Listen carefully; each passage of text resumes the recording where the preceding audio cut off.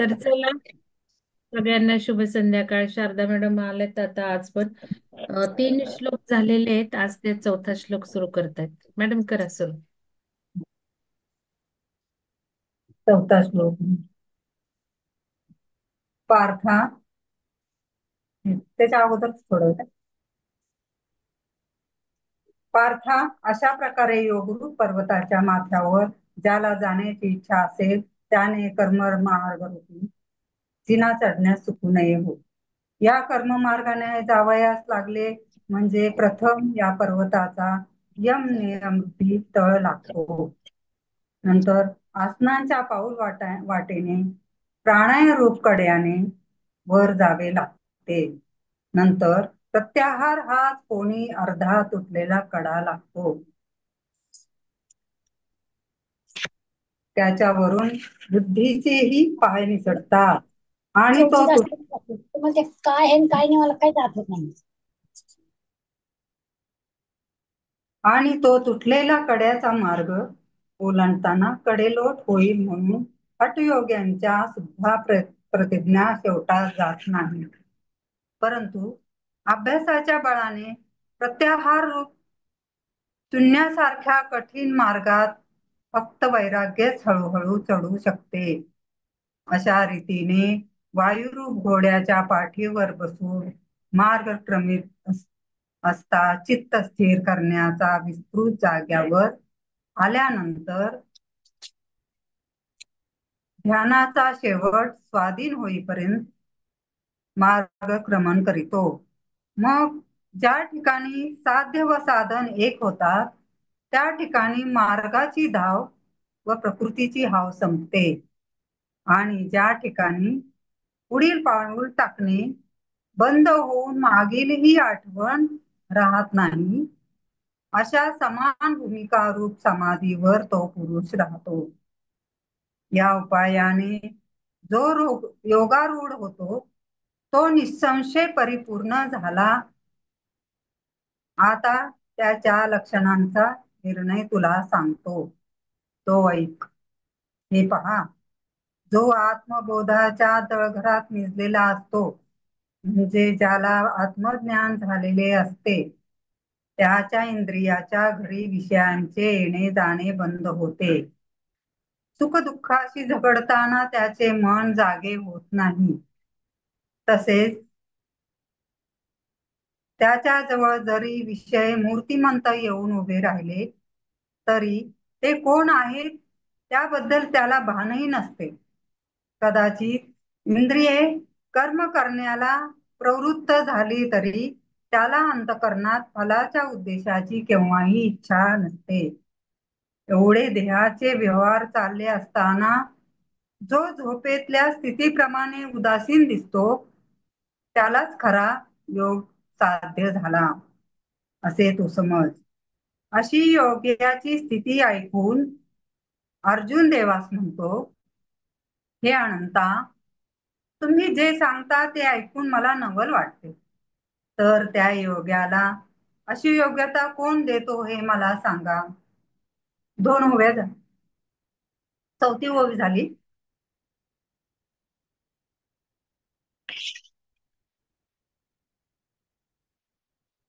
त्यावेळेस श्रीकृष्ण म्हणतात, तुझ्या बोलण्याचे मला नवल वाटते.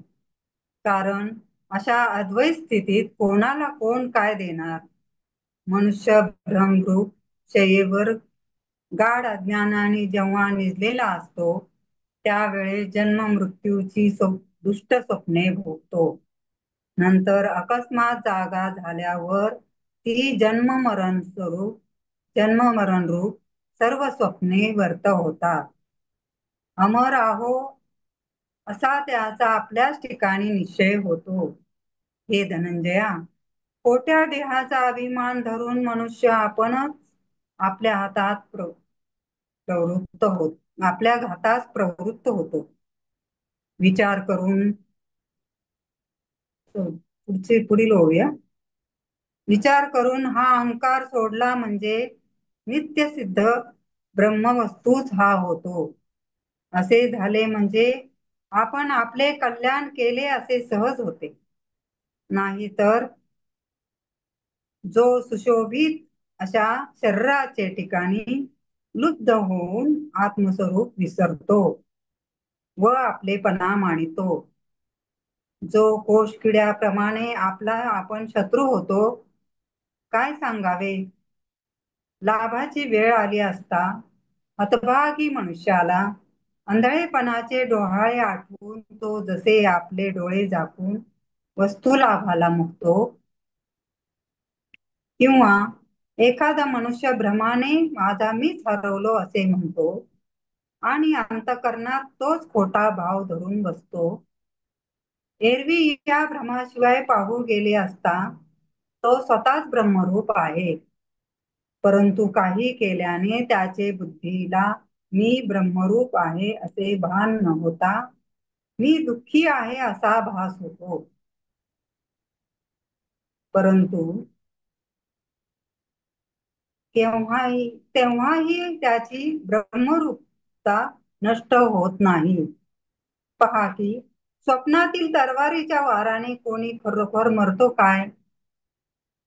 राघूला धरण्याकरता टांगलेली झाडावरील नळी त्याच्या अंगभाराने उलटी फिरली असता तो उडून न जाता आपणच फिरलो अशी मनात शंका येऊन ती जशी सोडित नाही. व्यर्थ मान हलवतो आणि छातीने व चवड्याने ती नळी आवळून चोचीने धरून ओरडतो आणि म्हणतो की मी खरोखर बांधला गेलो अशा समजुतीने कोड्यात पडतो आणि मोकळ्या पायांचे चवड्याने नळी अधिक बळकट धरतो. अशा स्थितीत त्याला अर्धा तोडून जरी नेला तरी तो ती नळी सोडित नाही. असा जो निरर्थक सापडला त्याला कोणी दुसरे बांधावयास आले होते का? सांग बरे. म्हणून ज्याने मनातील मी व माझे हा संकल्प वाढविला आहे तो आपणच आपला शत्रू होय. श्रीकृष्ण म्हणतात, पण जो पुरुष आत्मानुभवी आहे तो वृथा अभिमान धरत नाही. ओवी 9. ज्याने श्लोक 9. ज्याने आपले मन जिंकले आहे, ज्याच्या सर्व वासना शांत झाल्या आहेत, त्याला इतरांप्रमाणे परमात्मा लांब नाही. सोन्याचा हिंकटपणा तावून नाहीसा झाल्यावर ते जसे उत्तम सोने होते, तसेच मनातील संकल्प नाहीसे होतात. जीवाचे ब्रह्मत्व सहज सिद्ध आहे. घटातील आकाशाला घटाचा नाश झाल्यावर जसे महाआकाशाला मिळण्याकरिता दुसरे ठिकाणी जावे लागत नाही, तसा ज्याच्या देहातील खोट्या अहंकाराचा समूळ नाश झाला तो पुरुष मूळचाच परमात्मा आहे. अशा स्थितीत शीत किंवा उष्ण, सुख किंवा दुःख, मान किंवा अपमान प्राप्त झाले असताही ज्याचे ठिकाणी त्याचा विचार संभवत नाही. कारण ज्या वाटेने सूर्य जातो त्या वाटेतील तेवढेच विश्व प्रकाशित होते.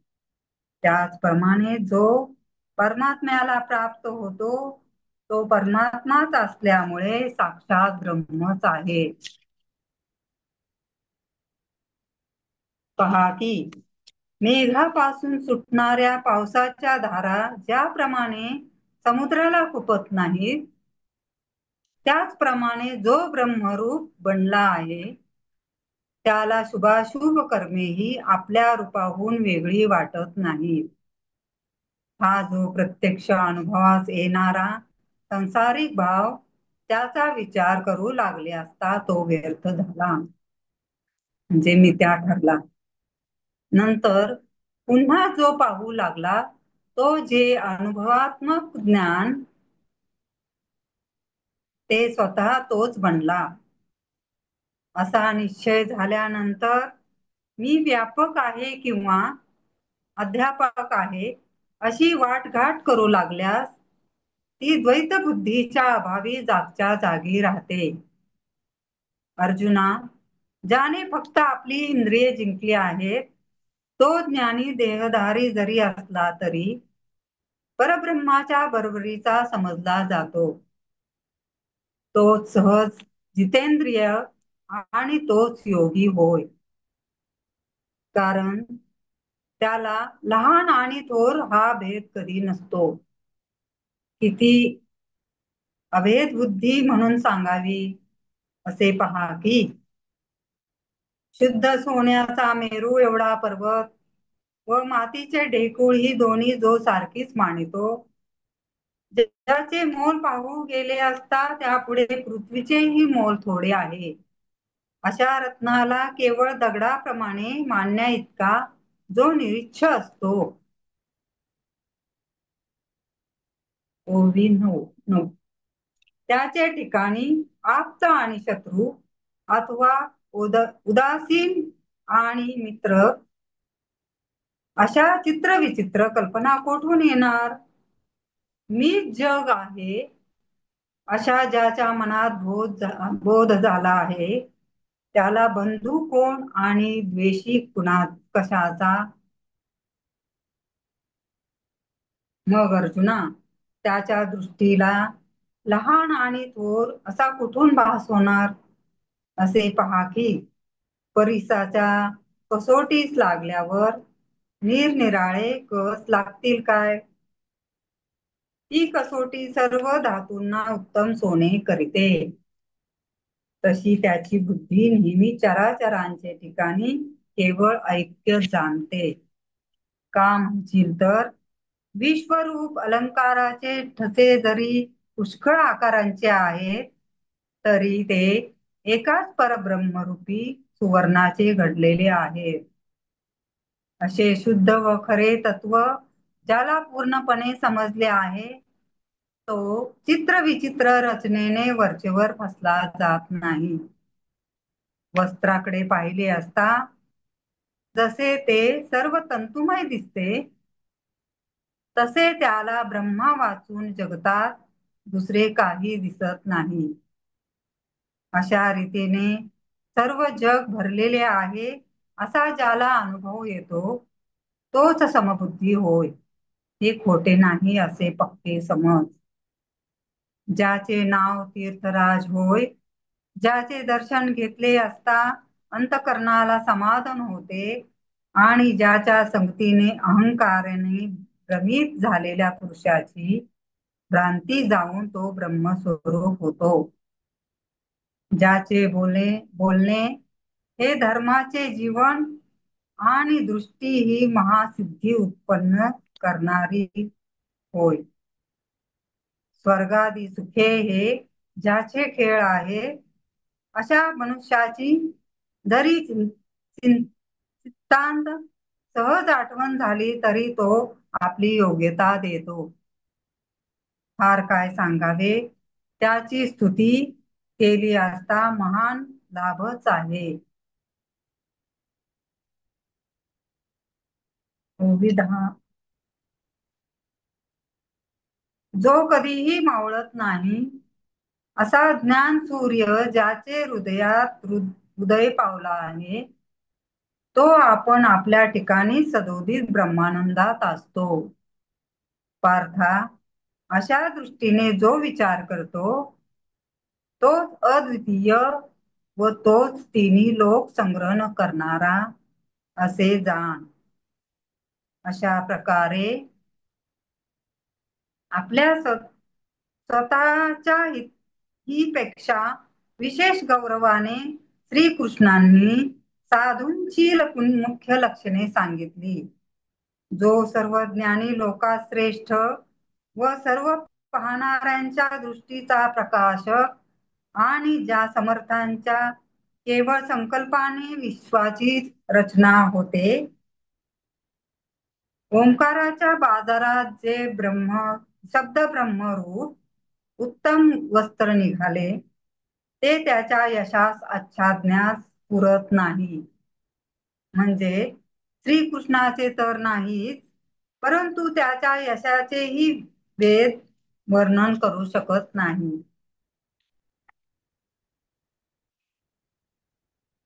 ज्याच्या अंगाच्या तेजाने सूर्य आणि चंद्र व्यवहारास प्रतिष्ठा येते, तेव्हा हे जग त्याच्या आधाराशिवाय आहे काय? पहा की ज्याच्या नुसत्या नावापुढे गगन तुच्छ दिसते, असे त्याचे किती तू गुण जाणशील. म्हणून ही स्तुती आता पुरे. कारण अशा लक्षणांनी युक्त जो श्रीकृष्ण भगवान तो ज्या साधूंचे वर्णन करीतो, त्यांची लक्षणे आम्ही सांगू शकत नाही, परंतु काही सांगावी म्हणून सांगितली. जी ब्रह्मविद्या द्वैताचा नाश करते, ती जर स्पष्ट केली तर आपला प्रियकर असा जो अर्जुन त्याची प्रीती नाहीशी होईल. म्हणून ब्रह्मज्ञानाशिवाय स्पष्ट न बोलता आडपडद्याने बोलून अर्जुनाचे मन त्याच्या व आपल्या प्रेमाचा उपयोग घेण्याकरिता वेगळे ठेविले. जे अहम ब्रह्म या स्फुरणातच अडकून मोक्ष सुखाच्या प्राप्तीकरता दीन झाले आहेत, त्यांच्या दृष्टीचा कलंक कदाचित तुझ्या ब्रह्मविद्येविषयीच्या प्रेमाला लागेल हो.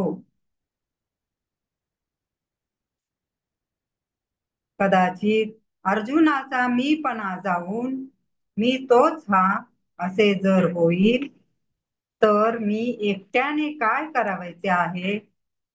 पाहिल्याबरोबर डोळे शांत होण्यास व तोंड भरून बोलण्यास किंवा आनंदाने दूर आलिंगन देण्यास दुसरे कोण आहे?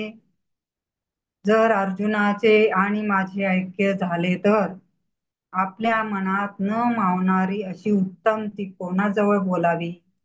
अशा अडचणीमुळे श्रीकृष्णांनी बोलण्यात साधूची लक्षणे सांगून उपदेश केला व त्यांचे मन वळविले. हे ऐकणाराला जरी अशक्य वाटेल तरी पार्थ हा खरोखर श्रीकृष्णाच्या सुखाचीच ओतीव मूर्ती आहे असे पक्के समजा. हे असो, एखाद्या वान स्त्रीला तिचे वय होऊन गेल्यानंतर एकच मूल झाले म्हणजे ती जशी त्याच्यावरील प्रेमाची प्रत्यक्ष मूर्ती होऊन नाचू लागते, तशी श्रीकृष्णाची गोष्ट झाली आहे. त्याचे अर्जुनावरील अतिशय प्रेम जर दृष्टोत्पत्तीस न येते तर मी असे बोललो नसतो. पहा पहा, हे काय नवल व कोण आवड, ही कसला युद्ध प्रसंग, आणि ह्यात हा काय ब्रह्म ज्ञानाचा उपदेश. परंतु अशा ठिकाणी भगवंताच्या प्रीतीचे चित्र तो जो अर्जुन त्याच्या पुढे प्रेमाचे कौतुक नाचत आहे. आवड असून लाज वाटत असेल, व्यसन असून शीन वाटत असेल, वेड लागून जर बुद्धी भ्रष्ट होत नसेल, तर ती आहे असे म्हणण्यात अर्थ काय? या गोष्टीचे सार इतकेच की अर्जुन हा श्रीकृष्णाच्या मैत्रीचे घर होय, किंवा सुखाने शृंगारलेले श्रीकृष्णांचे मन पाहण्याचा आरसाच होय. अशा प्रकारे अर्जुन हा धन्य पुण्य पवित्र आणि भक्तिरूप बीज पेरण्याचे उत्तम शेत असल्यामुळे श्रीकृष्ण कृपेस पात्र झाला. श्रवणापासून निवेदनापर्यंत जी 9 प्रकारची भक्ती आहे, त्यापैकी आत्मनिवेदनाच्या अलीकडची जी सख्य नावाची 8वी भक्ती, त्या ठिकाणची अर्जुन ही मुख्य देवता आहे. मालक भगवान श्रेष्ठ शेजारी असता त्यांचे वर्णन न करिता सेवकाच्या गुणाचे वर्णन केले असता मालकाला आवडावे अशा योग्यतेचा अर्जुन हा भगवंताचा आवडता आहे. जी प्रतिव्रता आपल्या पतीची प्रीतीने सेवा करीते आणि पतीस मान्य होते, त्या पतिव्रतेची पतीपेक्षा वाखाणणी करीत नाही काय? त्याचप्रमाणे अर्जुनाची विशेष प्रशंसा करावी असे माझ्या मनास वाटले, कारण तो त्रिभुवनाच्या सर्व भाग्याला एकटाच पात्र झाला आहे. ज्याच्या आवडीच्या वेडाने निराकार अशा ब्रह्माला देखील अवतार घेणे भाग पडले आणि त्याच्या सर्व इच्छा पूर्ण असूनही अर्जुनाच्या सख्याची त्याला उत्कंठा उत्पन्न झाली, तेव्हा श्रोते म्हणाले, दैवाची गती काय विचित्र आहे आणि तशीच वर्णन करण्याची शैली तरी काय आहे की जिच्या सुंदरपणाने नाद ब्रह्मालाही जिंकले आहे.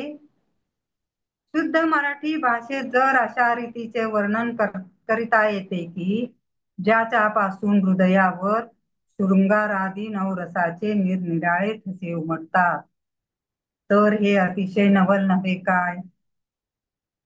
ज्ञानेश्वरांचे हे बोलणे कसे आहे म्हणाल तर, ज्ञानरूप चंद्राच्या चांदण्याप्रमाणे स्वच्छ असून त्याच्या भावार्थामुळे मनाला आनंद होतो. म्हणून गीतेच्या श्लोकांचा अर्थ चंद्रविकासी कमलाप्रमाणे सहज उमलला आहे. त्या बोलण्याची अशी योग्यता आहे की ब्रह्मविद्या ऐकणाराची इच्छा याच्या श्रवणामुळे तृप्त होते. अशा या बोलापासून श्रोते अंतर्यामी प्रसन्न होऊन डोलू लागले. असा श्रोत्यांच्या मनातील भाव निवृत्तीदास ज्ञानदेव यांनी जाणून मग श्रोते हो इकडे लक्ष द्या असे ते म्हणाले. कृष्णारूप सूर्याने पांडव कुलावर प्रकाश केला. श्रीकृष्णांनी पांडवावर कृपा केली. तो कृष्ण कसा आहे म्हणाल तर, ज्याला देवकीने आपल्या उदरात 9 महिने वागविले, यशोदेने अति कष्टाने ज्याला लहानाचे मोठे केले, तो शेवटी पांडवांच्या उपयोगी पडला. म्हणून पुष्कळ दिवस त्याची सेवा करावी किंवा समय पाहून त्याची विनवणी करावी इतका देखील प्रयास त्या दैववान अर्जुनाला पडला नाही. श्रोते म्हणतात, हे असो, आता पुढे कथा भाग लवकर सांगा. तेव्हा ज्ञानेश्वर म्हणतात, अर्जुन लढिवाळपणे म्हणतो की तेव्हा तुम्ही ही जी संतांची लक्षणे सांगितली ती माझ्या अंगी वसत नाहीत. एरवी या लक्षणांचे तात्पर्य जाणण्यात मी खरोखर अयोग्य आणि अपुरा असा आहे. परंतु तुमच्या सांगण्याने जर मला योग्यता आली तर येईल. जर तुम्ही मनात आणले तर मी ब्रह्मसुद्धा होईन. तुम्ही ज्याचा मला अभ्यास करावयास सांगाल तो करण्याचा मला अशक्य आहे. तो करण्याला मला काय अशक्य आहे? ही तुम्ही कोणाची गोष्ट सांगितली हे काही मला कळत नाही. परंतु ती ऐकल्यापासून तिची स्तुती करावी असे अंतःकरणात वाटते. तर ही योग्यता ज्याच्या अंगात असेल त्याच्या आनंदास पारावरच नाही. प्रभो, याचप्रमाणे माझी अंगी योग्यता येईल एवढे आपण कराल काय? तेव्हा श्रीकृष्ण हसून म्हणाले की हो, तुला मी ब्रह्मरूपी करू. असे पहा की एक संतोष प्राप्त न झाला तर चोहीकडे सुखाची उणीव असते. परंतु तो एकदा प्राप्त झाला म्हणजे मग जिकडे तिकडे सुखच सुख. सुखाची कोठेच उणीव नाही. त्याचप्रमाणे जो सर्वेश्वराचा पूर्ण सेवक बनला आहे, जो सहज ब्रह्मरूपी होऊ शकेल, पण अर्जुन सुदैवाच्या पिकांच्या भाराने किती वाकला आहे पहा. जो ईश्वर हजारो जन्मांनी इंद्राला सुद्धा भेटण्यास दुर्मिळ आहे, तो अर्जुनाच्या इतका अधीन झाला आहे की त्याचा शब्दही खाली पडू देत नाही. तेव्हा ऐका की अर्जुनाने मी ब्रह्म व्हावे असे जे म्हटले ते देवाने सर्व ऐकले. त्यावेळेस देवाच्या मनात असा विचार उत्पन्न झाला की अर्जुनाला ब्रह्म होण्याविषयीचे डोहाळे लागले आहेत. यावरून त्याच्या बुद्धीच्या उतरात वैराग्याचा गर्भ राहिला आहे. अथवा अर्जुन हा नूतन झाड असूनही वैराग्यरूप वसंताच्या भाराने अहम ब्रह्मरूप मोराने उथमला आहे. म्हणून याला मोक्षरूप फलाची प्राप्ती अगदी लवकर होईल, कारण हा विरक्त झाला आहे, अशी श्रीकृष्णांचीही खात्री झाली. श्रीकृष्ण म्हणतात, आता हा अर्जुन जे अनुष्ठान करील त्याचे त्याला लागलीच फळ मिळेल. म्हणून त्याला जर हा अभ्यास करावयास सांगितला तर तो वाया जाणार नाही. अशा प्रकारे त्यावेळी श्रीहरींनी मनात विचार करून म्हटले, अर्जुना, आम्ही जो तुला योग मार्ग सांगणार आहोत तो सर्व मार्गाचा राजा आहे. तो तू ऐक.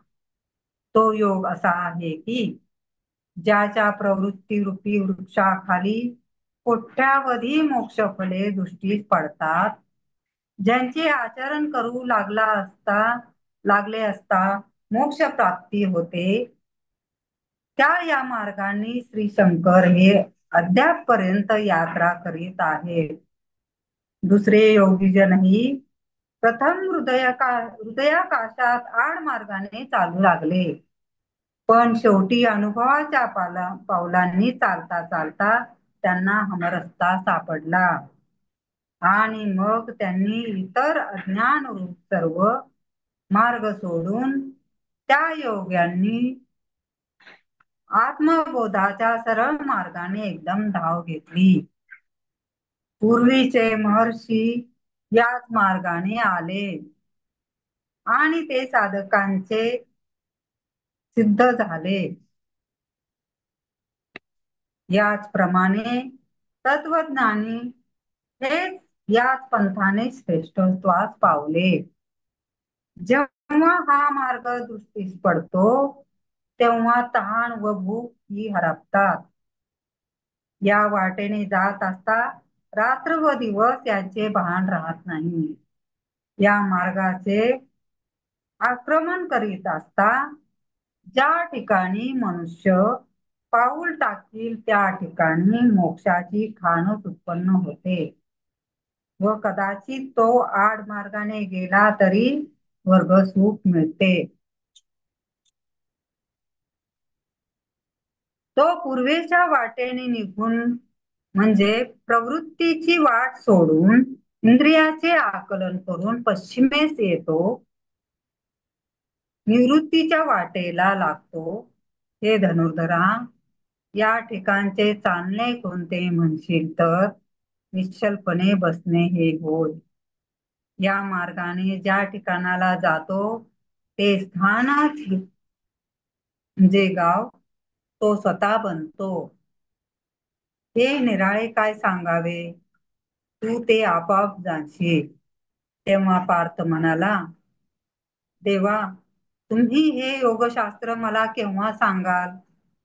कारण उत्कंठारूप समुद्रात बुडालेला जो मी त्या मला वर न काढावा का न काढावा?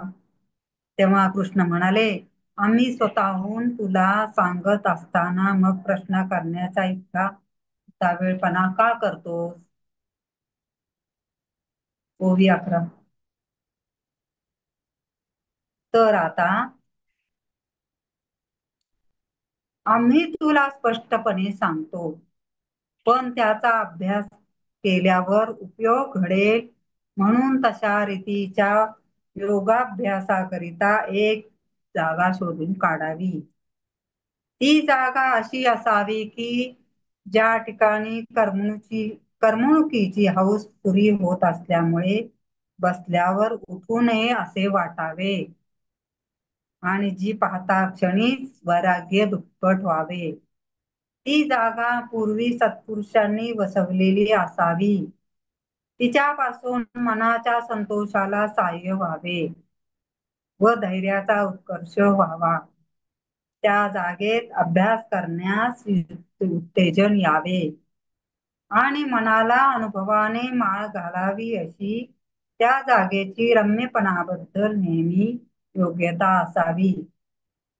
पार्था, त्या जागेच्या जवळून गेले असता पाखंड्याचेही मनात तपश्चर्या करण्याबद्दल आस्था निर्माण व्हावी. एखादा मनुष्य सहज वाट चालत असता जर अवचित त्या ठिकाणी येईल तर जरी तो कामेच्छू असून आपल्या घरी जात असता तरी ते ठिकाण सोडून जाऊ नये असे त्याला वाटावे. अशा रीतीने ज्याला त्या ठिकाणी राहण्याची इच्छा नाही त्यालाही ती जागा राहून घेते आणि फिरणारास बसवून घेते. वैराग्यास हलवून जागे करीते. एखादा राजा किंवा विलासी पुरुष असला तरी त्यालाही ती जागा पाहता क्षणीच असे वाटावे की आपले राज्य सोडून या ठिकाणी एकांतवासात राहावे. अशा प्रकारे जे ठिकाण उत्तम त्याचप्रमाणे अतिशुद्ध त्या ठिकाणी ब्रह्मानंद प्रत्यक्ष अनुभवास येतो. आणखी एक गोष्ट साधकाने पाहावी तीही ती त्या ठिकाणी साधकांची वस्ती असून व इतर मनुष्यांची वर्दळ लागणार नाही. त्या ठिकाणी अमृतासारखी मुळा सुद्धा गोड व नेहमी फळांनी युक्त अशी दाट झाडे असावी. तेथे पावला पावलावर पाण्याचे झरे असावे. ते असे की ज्यांचे पाणी पावसाळ्यातही निर्मळ असते. ते पुष्कळ असून उतरण्यास किंवा पाणी काढण्यास सोपे असावे. त्या ठिकाणी सूर्याचे ऊन सौम्य असावे. कदाचित ऊन स्वच्छ पडले तर त्यापासून ताप उत्पन्न होऊ नये. तसाच वारा मंद व शीतल वाहत असावा. तेथे बहुत करून गडबड नसावी व श्वापदांची गर्दी नसावी. परंतु राहू आणि भ्रमर हे जुजबी असावे. त्या ठिकाणी बदके हंस 2-4 चक्रवाक पक्षी तसेच एखादे वेळेस कोकी पक्षी येऊन बसला तरी चालेल. नेहमी नव्हतं पण येऊन जाऊन मोर असले तरी आम्ही त्यांना नको म्हणणार नाही. परंतु हे पांडवा, अवश्य अशा तऱ्हेची एक जागा पाहू आणि त्या ठिकाणी गुप्त गुहा किंवा शिवालये असावे आणि दोहोतून जे आपणास आवडेल किंवा आपल्या चित्तास पसंत पडेल त्या ठिकाणी बहुत करून एकांतवासात बसावे.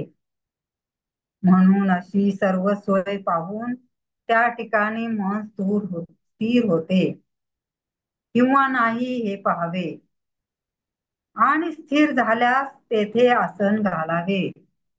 त्याचा प्रकार असा: वर धूत वस्त्राची घडी असून त्याच्या खाली कृष्णार्जुन व त्याच्या खाली साग्र दर्भ असावे. ते दर्भ कोमल आणि आपोआप एके ठिकाणी राहतील अशा चांगल्या तऱ्हेने जोडलेले असावे.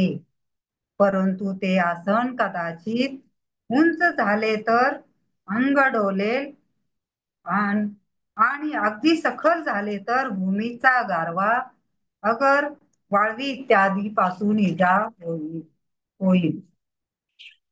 म्हणून तसे न करिता ते समभाग धरावे. अशा रीतीने आसनाची योजना असावी. ओवी 12. मग त्या ठिकाणी मनाची एकाग्रता करून सद्गुरूंचे स्मरण करून आत्मसुखाचा अनुभव घ्यावा.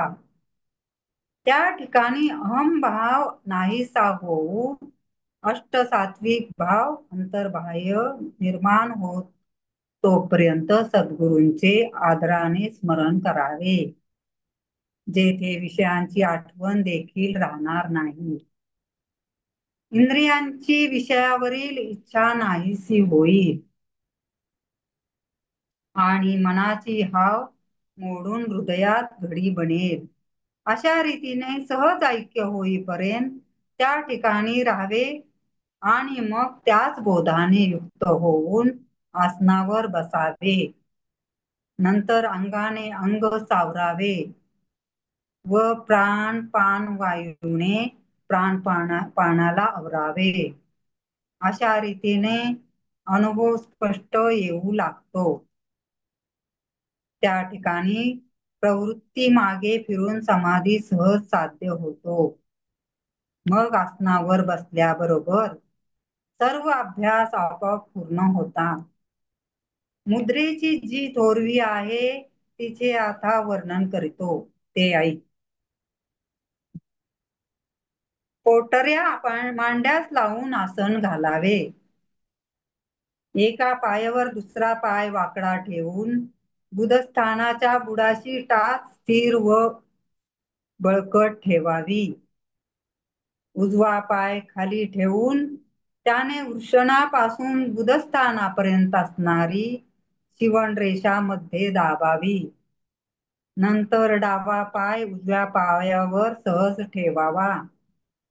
अपानद्वार आणि शिश्न यामध्ये जी 4 बोटे जागा आहे ती मागे पुढे दीड बोट सोडून मध्ये जी 1 बोट जागा राहते ती शरीर तोलून धरून टाचेच्या वरच्या भागाने दाबावी.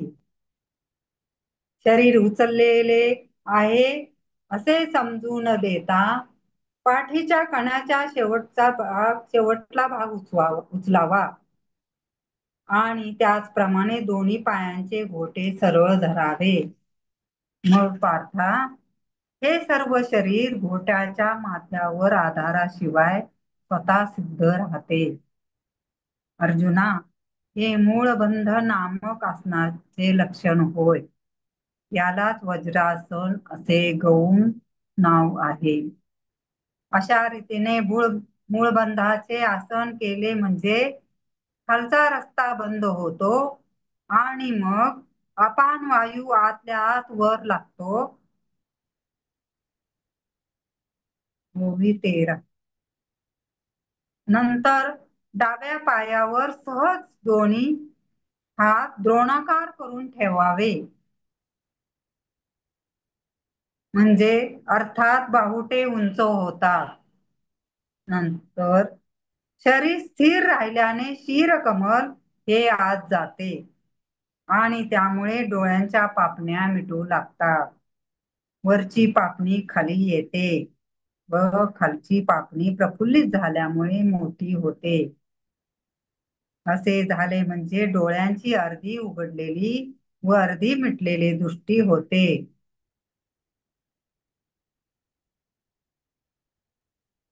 अशा रीतीने दृष्टी आतल्या आत राहून कौतुकाने बाहेर आलीच तर नाकाच्या शेंड्यापर्यंत येते.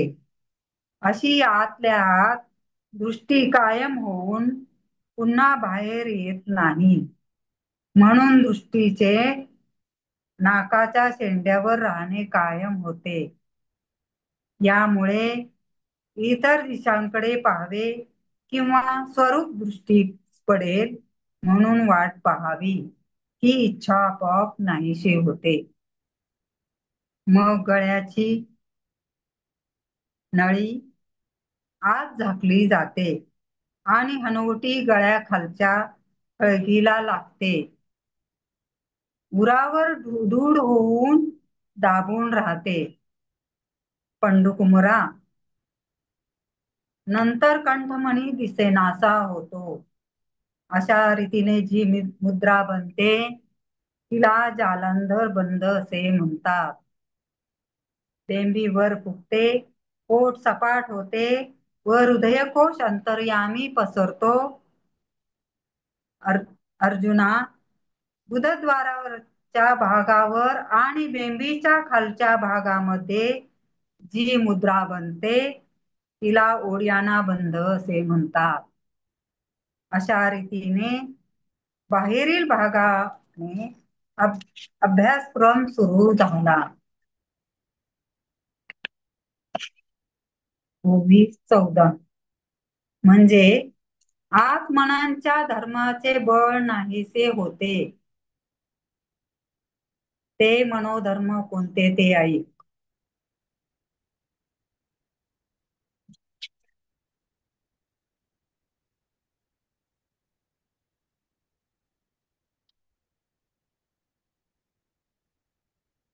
कळलं नाही तर परत वाचेन बरं का मी. परत कुठलं टॉपिक वाचायचं असलं तर सांगा बरं.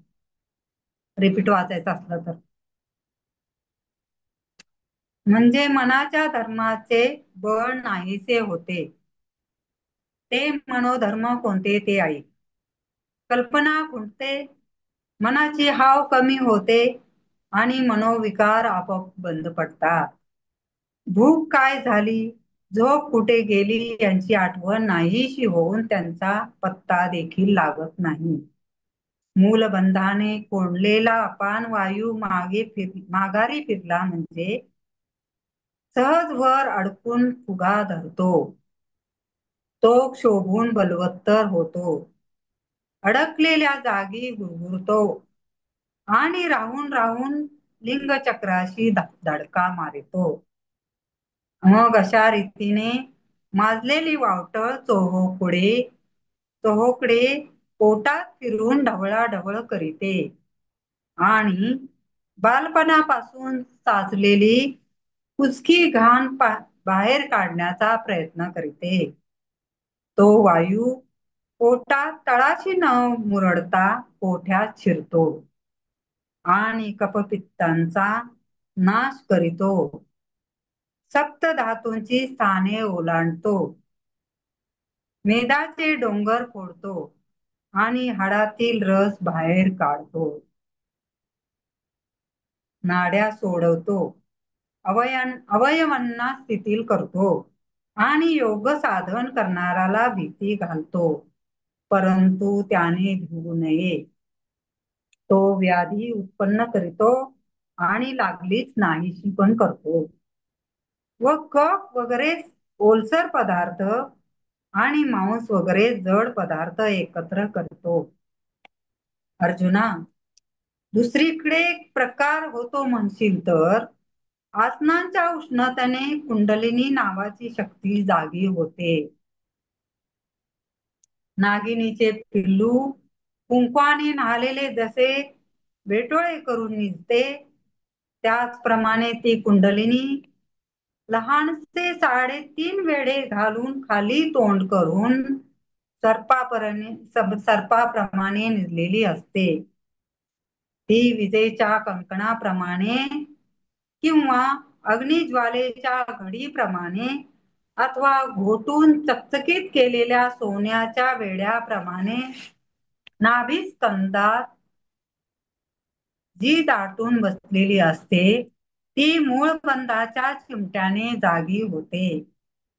जेव्हा नक्षत्र तुटून पडते वेळी जसे चकाकते किंवा सूर्याचे आसन ढाळावे अथवा तेजाचे बी पेरून जसा त्याला अंकुर यावा त्याप्रमाणे ती कुंडलिनी आपले वेढे सोडून कौतुकाने आळस देऊन नाभीवर उभी राहिलेली दिसते.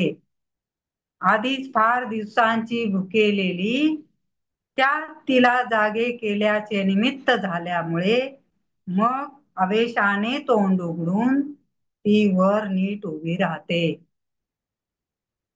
किरीटी तेव्हा हृदय कमलाच्या जागी जो वारा भरलेला असतो त्या सगळ्याला ती कवटाळून मिठी घालते आणि मुखातील ज्वालांनी खालवरचे मांसादिकांचे घास करून खाऊ लागते.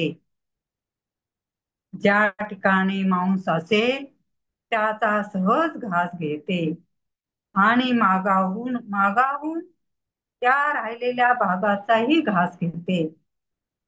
मग पायांचे तळ व हातांचे तळ यांचे शोधन करून वरील अंगाचा भेद करीते आणि दर एक अंगाचा व सांध्यांचा शोध घेते. आपली मूळ जागा न सोडता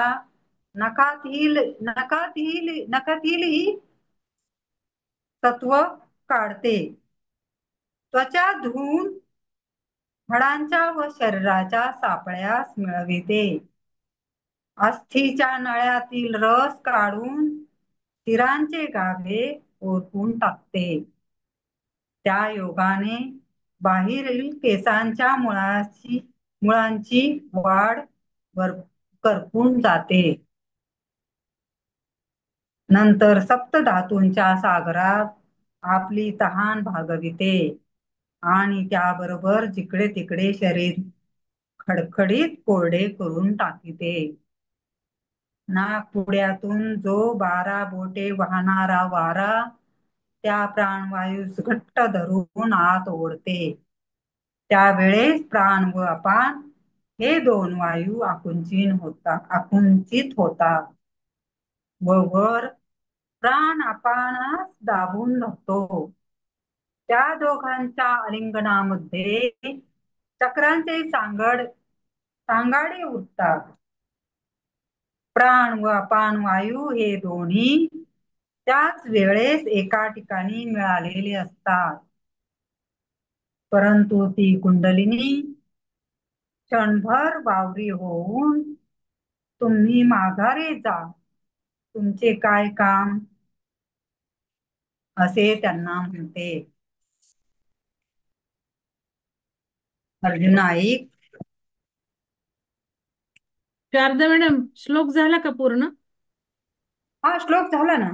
आत्ता आत्ता पान उलटल्यावर नाही झाला अजून. नाही मग झाला अजून. तो पूर्ण करा, मग ध्यान करू. हा. अर्जुना ऐक. शरीरातील सर्व पृथ्वीचा भाग खाऊन टाकून काही शिल्लक ठेवीत नाही. तसाच उदकाचा भाग सर्व चाटून पुसून टाकीते. अशा रीतीने दोन्ही भूतांचा भाग खाऊन तृप्त झाल्यावर मग सौम्य होऊन स्वस्थपणे सुषुम्ना नाडीपाशी राहते. त्या ठिकाणी तृप्तीच्या भरात ती मुखातून जी गरळ ओकते त्या गरळ रूपी अमृताच्या योगाने प्राण रक्षण होता. तो गरळ रूप अग्नी बाहेर निघतो खरा, परंतु सर्व अंगातील दाह शमवितो. त्यामुळे अंगातील पूर्वी गेलेले सामर्थ्य फिरून येऊ लागते. नाडीचे वाहने बंद होते. 9 वायूंचे व्यापार बंद होतात. म्हणून शरीराचे धर्म राहत नाही. हिडा व पिंगळा या एक होतात. तिन्ही गाठी सुटतात आणि साही चक्रांचे संबंध नाहीसे होतात. मग चंद्र आणि सूर्य अशी ज्या वायूला नावे आहेत तो दिव्याच्या उजेडात बघू गेले असतात दिसत नाही. बुद्धीची ज्ञान कळा जागचे जागी नाहीशी होते आणि नाकामध्ये उरलेला सुगंधही कुंडलिनी बरोबर सुषुम्नेत जातो. त्यावेळी भ्रुकुटी चक्रामध्ये जे चंद्रामृताचे तळे आहे तो सर्वांगात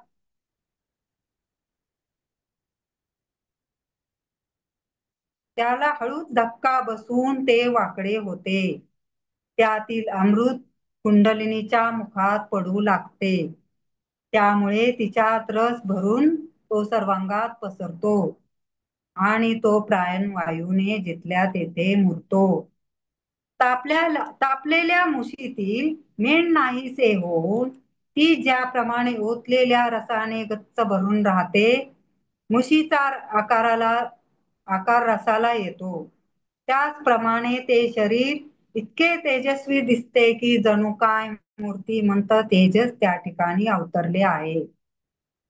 सूर्य ढगाच्या बुरख्यात दडून राहिलेला असतो, परंतु तेच आभाळ नाहीसे झाल्यावर तो ज्याप्रमाणे आपल्या तेजाने वर येतो, त्याचप्रमाणे शरीरावर त्वचेचा जो उगाच पापुद्रा असतो तो कोंड्याप्रमाणे निघून जातो.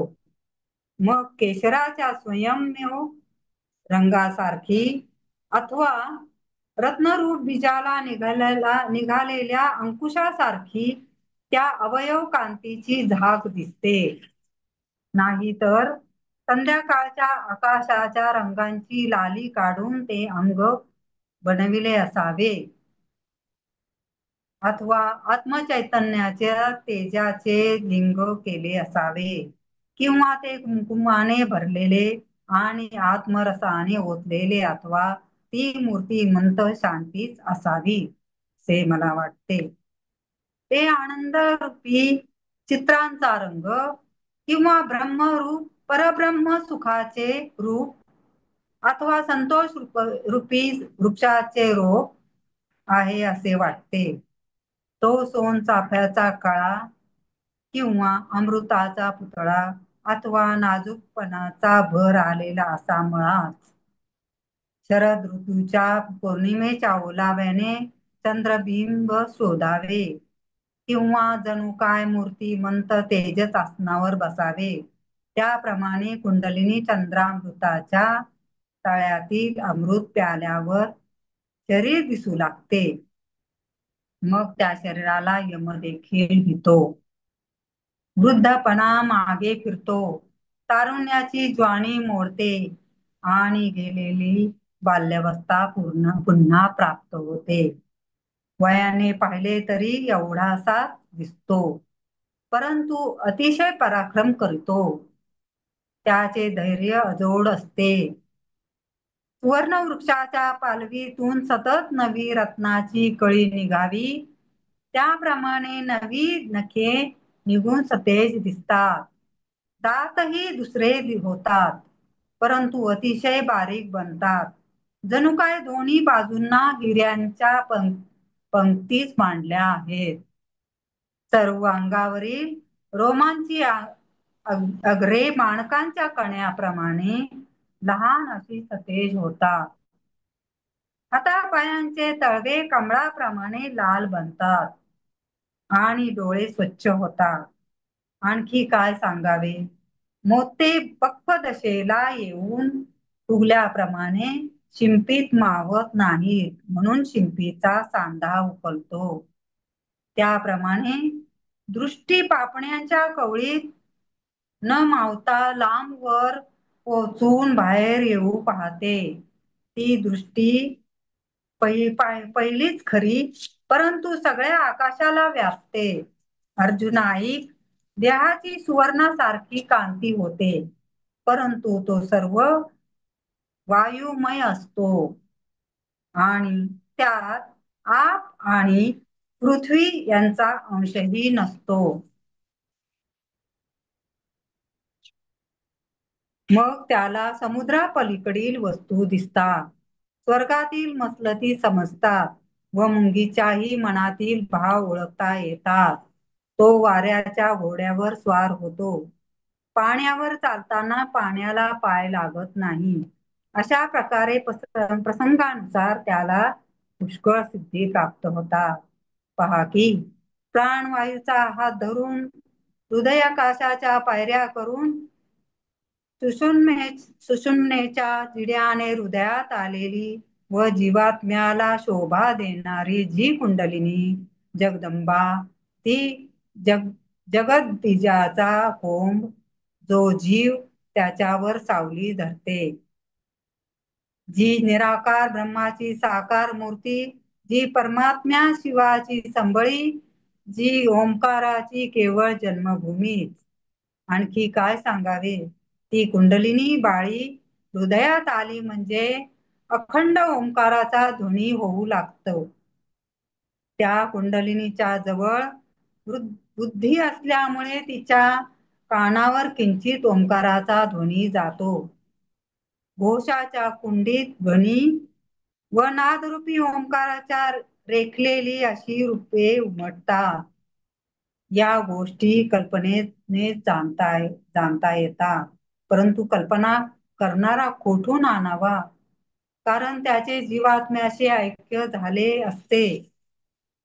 म्हणून त्या हृदयाकाशात कसली गर्जना होते ती काही समजत नाही. अर्जुना, मी तुला एक गोष्ट सांगण्याची विसरलो. ती कुठली तर, जोपर्यंत प्राण अपान वगैरे वायूंचा नाश होत नाही तोपर्यंत हृदयाकाशाला वाचा असते आणि म्हणूनच शब्द निर्माण होतो. त्या अखंड ओंकाराच्या मेघासारख्या ध्वनीने हृदयाकाश दुमदुमी लागते. तेव्हा ब्रह्मरंध्राची खिडकी सहज उघडते. पहा की कमळातील पोकळीप्रमाणे हृदयाकाशात जी पोकळ जागा असते तेथे चैतन्य ही अधांतरी वास करीते. त्या आत्म्याच्या घरी कुंडलिनी परमेश्वरी पाहुणी आल्यावर तेज रूपाची मेजवानी दिली. त्यावेळेस बुद्धी रूप भाजीसह ताट वाढवून की ज्या द्वैत्याचा भास देखील होऊ नये अशी मेजवानी दिली. कुंडलिनी आपली तेजरूप कांती टाकून वायुरूप बनली. त्यावेळी ती कशी दिसली म्हणाल तर प्रत्यक्ष वाऱ्याची पुतळी जे सोनसळी होती. ते वस्त्र फेडून तिने एका बाजूस ठेवल्याप्रमाणे दिसली, किंवा दिव्याची ज्योत वारा लागल्याने ज्याप्रमाणे मालवते अथवा वीज चमकून गगनात नाहीशी होते त्याप्रमाणे हृदया कमळापर्यंत जाऊन ती सोन्याच्या जाड कांबीसारखी सतेज किंवा तेजरूप पाण्याच्या झऱ्याप्रमाणे वाहत आलेली दिसते. मग ती हृदयरूप फुसफुशीत भूमीत एकाएकी जिरते. तेव्हा कुंडलिनी शक्तीचे रूप शक्तीतच लय पावते. अशी स्थिती झाल्यावर हिला शक्ती म्हणावयाचे. एरवी ती खरेच प्राणच होय, परंतु त्यावेळेस ध्वनी कळा ज्योती ही नाहीशी होतात. नंतर मन जिंकणे, वायूचे अधर राहणे किंवा ध्यान करणे ही नाहीशी होतात आणि कल्पना घेणे सोडणे ही खटपट नाहीशी होते. असे व्यवहार बंद होतात. म्हणून कुंडलिनी ही केवळ पंचमहाभूते आटपण्याची मूस होय. शरीराने शरीर नाहीसे करणे हा योगशास्त्राचे नाथ जे शंकर त्यांनी केलेल्या सिद्धांताचा अभिप्राय होय. त्याचा श्री महाविष्णूंनी उद्देश दर्शित केला. श्री ज्ञानेश्वर महाराज म्हणतात, त्या महाविष्णूच्या संकेताचे गाठोडे सोडून यथार्थ रूप वस्त्राची घडी झाडून तोते हेच या मालाचे गिराईक आहेत असे जाणून मी ती त्यांच्या पुढे मांडून ठेवली.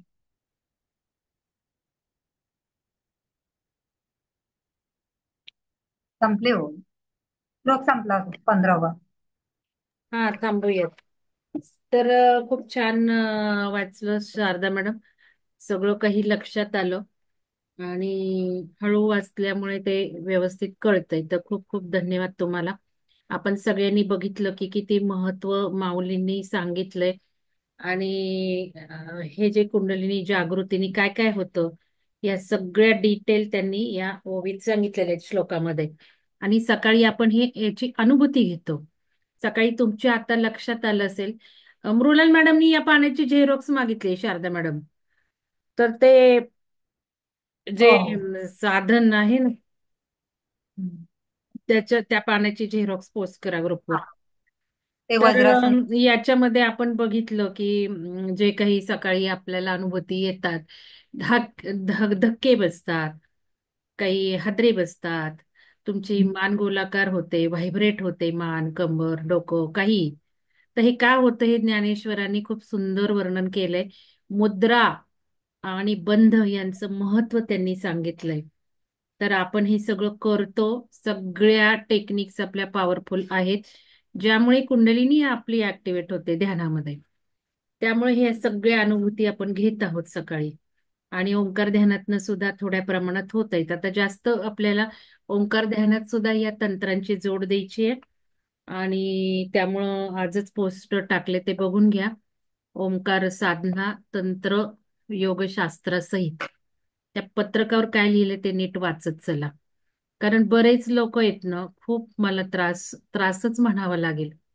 कारण सगळं विहंगम कम्युनिटीला सारखं पडत असतं, वारंवार पडत असतं.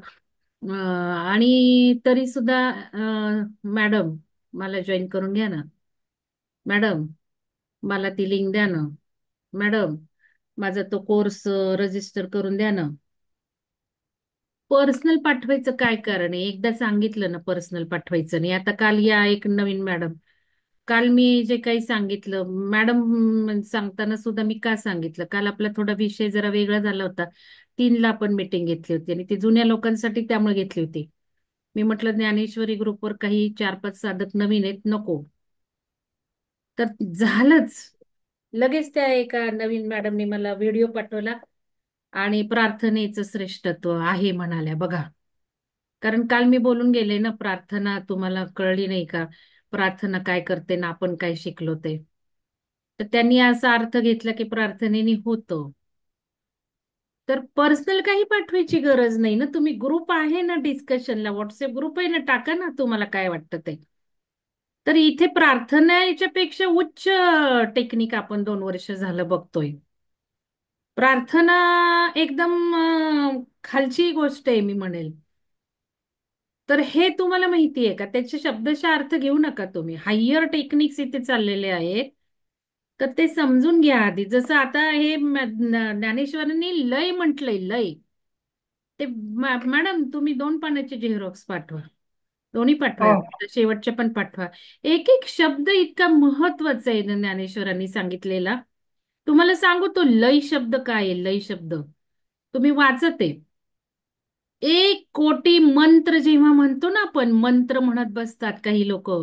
1 कोटी मंत्रापेक्षा एक ध्यान श्रेष्ठ आणि 1 कोटी ध्यानापेक्षा एक लय श्रेष्ठ. लक्षात घ्या.